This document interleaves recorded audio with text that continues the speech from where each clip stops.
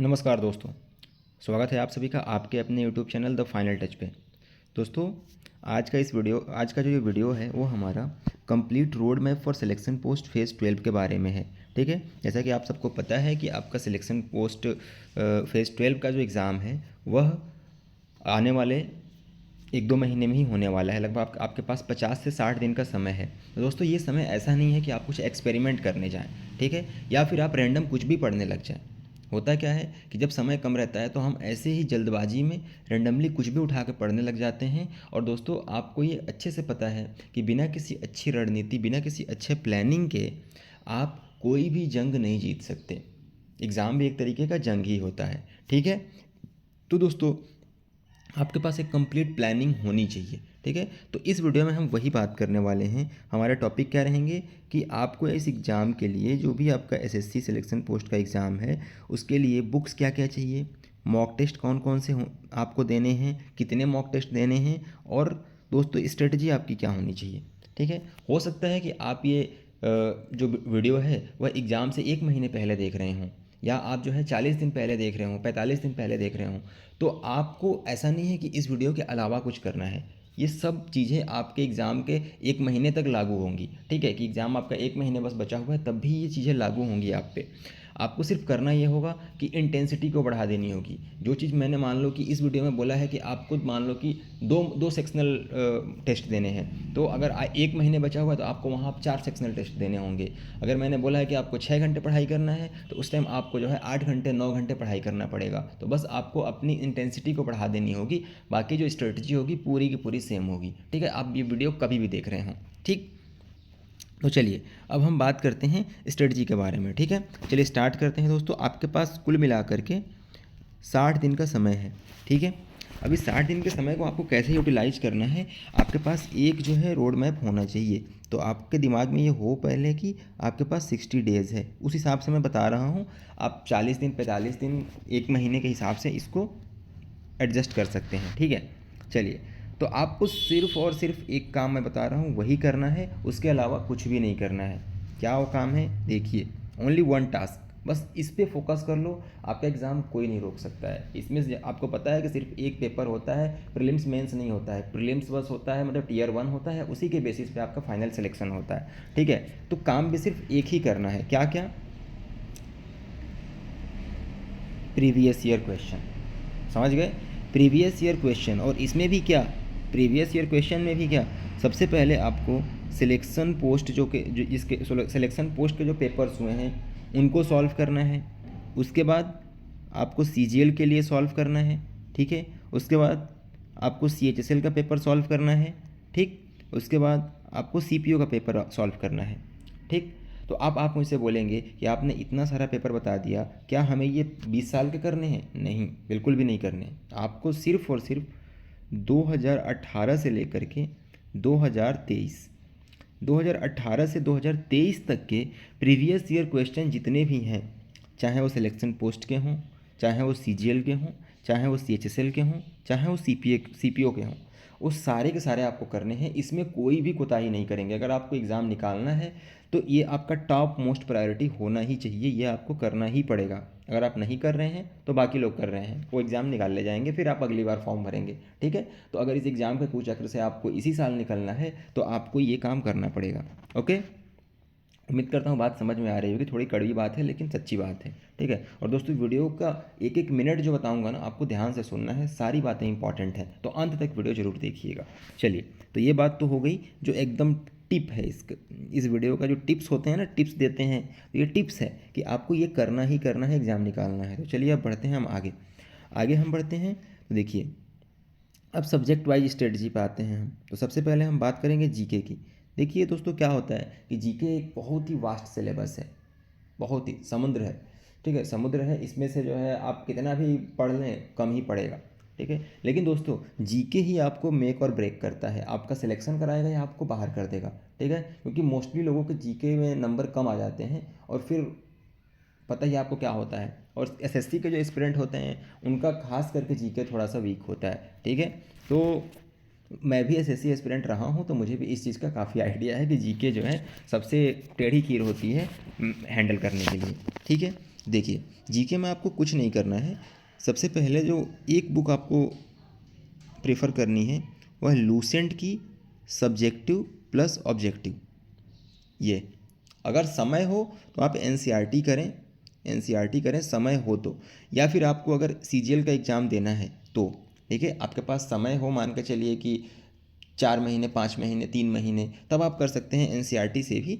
और नहीं तो अगर आपको मान लीजिए सीजीएल का भी एग्ज़ाम देना है तो आपको एनसीईआरटी करना ही पड़ेगा। लेकिन सिलेक्शन पोस्ट के लिए दोस्तों आप जो है एनसीईआरटी स्किप कर सकते हैं अगर आप चाहें तो, ठीक है। लेकिन आपको लूसेंट का सब्जेक्टिव प्लस ऑब्जेक्टिव करना ही पड़ेगा। इस दोस्तों इसके जो टॉपिक्स कौन कौन से आपको अच्छे से करने हैं उसके लिए मैं अलग से वीडियो बना दूंगा। इसमें सिर्फ हम जो है बुक्स और स्ट्रेटजी के बारे में बात कर लेते हैं, ठीक है। तो आपको लूसेंट सब्जेक्टिव प्लस ऑब्जेक्टिव करना है, पहला टास्क। दूसरा टास्क क्या होगा आपका जीके के लिए, तो आपको क्या करना है कि प्रीवियस ईयर क्वेश्चन 2018 से 23 कहाँ से करने हैं, तो सेक्शनल टेस्ट देना है। सेक्शनल टेस्ट देना है कितना, 3 से 4। अगर मान लीजिए कि आपके पास 1 महीने का टाइम बचा हुआ है, आप ये वीडियो 1 महीने बाद देख रहे हैं, ठीक है, एग्ज़ाम में आपको सिर्फ 1 महीना बचा हुआ है, तो फिर आपको इसको कम से कम 5 से 6 करना पड़ेगा सेक्शनल टेस्ट को, ठीक है। और ये देना कहाँ से है, तो देना है टेक्स्ट बुक से, ठीक है, टेक्स्ट बुक से देना है। हो गया। तीसरा चीज़ ये है कि आपको शॉर्ट नोट्स बनाने हैं, शॉर्ट नोट्स भी बनाते चलने हैं। क्यों, ये आपके एग्ज़ाम के टाइम रिवीजन के काम आएगा। आप चाहेंगे तो एक दिन में पूरा का पूरा जीके पढ़ लेंगे अगर आपने शॉर्ट नोट्स बनाए हुए होंगे तो, ठीक है। तो जीके में आपको लूसेंट सब्जेक्टिव प्लस ऑब्जेक्टिव करना है, प्रीवियस ईयर क्वेश्चन करना है 2018 से 23, सेक्शनल टेस्ट देना है डेली, कम से कम 3 से 4 डेली का डेली देना है, ये ध्यान रखना। और टेक्स्ट बुक से देना है। टेक्स्ट बुक अच्छा है, अच्छा एप्लीकेशन है, हमने खुद इसको यूज़ करा हुआ है अपने तैयारी के समय में, तो आपको हम ये अच्छे से बता सकते हैं कि काफ़ी अच्छा है, ठीक है। तो आप इस चीज़ का ध्यान रखिए, टेक्स्ट बुक से ही मॉक सेक्शनल टेस्ट या फिर मॉक टेस्ट जो भी है वो देना है आपको, ठीक। और शॉर्ट नोट्स बनाते जाने हैं। ये बात हो गई जीके की। अब जीके में क्या नहीं करना है, जीके में कुछ चीज़ें हैं जो नहीं भी करनी है। जीके में क्या नहीं करना है आपको, तो करना ये नहीं है कि आपको जीके यूट्यूब से नहीं पढ़ना है, समझे। आपको झटका लगेगा लेकिन यूट्यूब से नहीं पढ़ना है जीके। क्यों, क्योंकि आप सिर्फ देखते हैं और फिर आप भूल जाते हैं। तो जीके को किताबों से पढ़ना है, नोट्स बना के पढ़ना है, टेस्ट दे करके रिवीजन करना है उसका, ठीक है। आप मैराथन मत देखने लगिएगा कि 8 घंटे का मैराथन देख रहे हैं, 5 घंटे का मैराथन देख रहे हैं, मैराथन से कुछ नहीं होता है। तो जीके आपको किताबों से पढ़ना है, ठीक। बाकी भैया आपकी श्रद्धा है, मैं आपको एकदम मना नहीं कर रहा हूँ, जो भी आपको अच्छा लगे आप कर सकते हैं, मेरा पर्सपेक्टिव ये है। उसके बाद no one liner, no one liner क्यों, क्योंकि ये याद नहीं हो पाते हैं दोस्त। अभी आपके पास टाइम है 2 महीने का, 1.5 महीने का, 3 महीने का, तो आप सब्जेक्टिव पढ़िए ना, उसके बाद आप ऑब्जेक्टिव रिवीजन पर्पज से पढ़िए। वन लाइनर ख़राब नहीं है, लेकिन ये तब के लिए आपके पास फ़ायदेमंद है कि मान लीजिए आपके पास 1 हफ्ते का समय बचा हुआ हो और आपने जीके पहले से एक बार पढ़ रखा है, ओनली रिवीजन करना है, तो वन लाइनर बेस्ट है। लेकिन अभी मैं बोलूँगा कि वन लाइनर को अवॉइड करिए, ठीक है। तो ये जीके में ये 2 चीज़ें नहीं करनी है आपको, ठीक। चलिए अब हम बढ़ते हैं अगले सब्जेक्ट की ओर, जो कि हमारा है मैथमेटिक्स, क्वांट, ठीक है। ये एसएससी के जो मोस्टली एस्पिरेंट होते हैं वो कर लेते हैं, ठीक है। तो फिर भी हम बता देते हैं, मान लीजिए कुछ नए लोग देख रहे हो तो उनके लिए देखिए बुक्स जो हैं, इसके लिए बुक्स कौन सी आपको लेनी है, तो किरण या फिर पिनेकल, पिनेकल, किरण या फिर पिनेकल का जो है प्रीवियस ईयर क्वेश्चन का बुक लेना है आपको, ठीक है। तो ये बुक्स हो गई।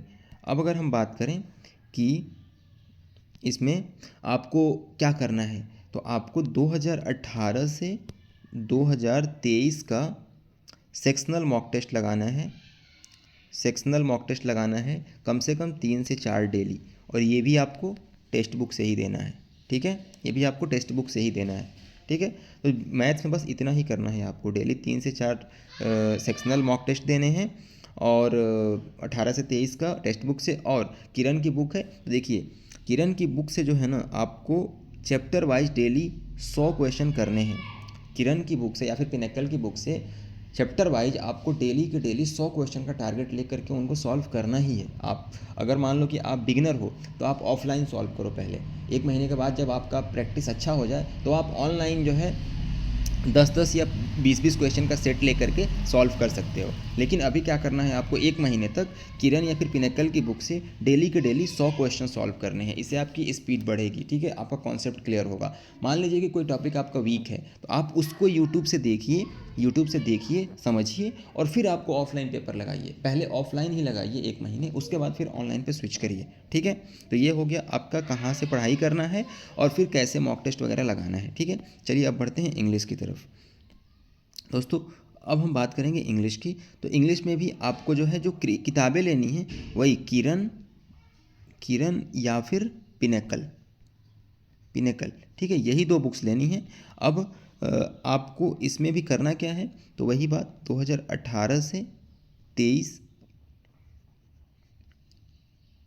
इसमें आप पता है, इसमें आप 18 से 23 मत करिए। इसमें जो है ना इंग्लिश में आप जो है लगभग 2011 से लेकर के 2023 तक के जो है प्रीवियस ईयर जो सेक्शनल टेस्ट दिए हुए हैं ना, सेक्शनल टेस्ट दिए हुए हैं टेक्स्ट बुक पे, आप उसको सॉल्व करिए। डेली के जो है 3 से 4 इसमें भी आपको करने ही हैं सेक्शनल टेस्ट, ठीक है। इसमें आप उठा सकते हैं CGL के 2 टेस्ट ले सकते हैं और सिलेक्शन पोस्ट के 2 टेस्ट ले सकते हैं। इसके आप नंबर बढ़ा दीजिएगा, घटाइएगा नहीं, ठीक है। चलिए अब इंग्लिश अभी पूरा नहीं हुआ, इंग्लिश में और चीज़ें अभी बची हुई हैं।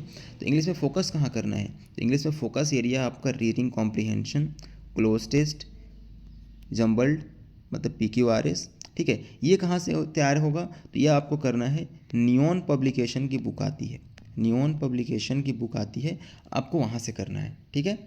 Reading comprehension, cloze test, PQRS। दोस्तों ये जो 3 टॉपिक मैं बता रहा हूँ यही आपको भीड़ से अलग हटाएगा, ठीक है। भीड़ जो है ना उससे आपको अलग करेगा।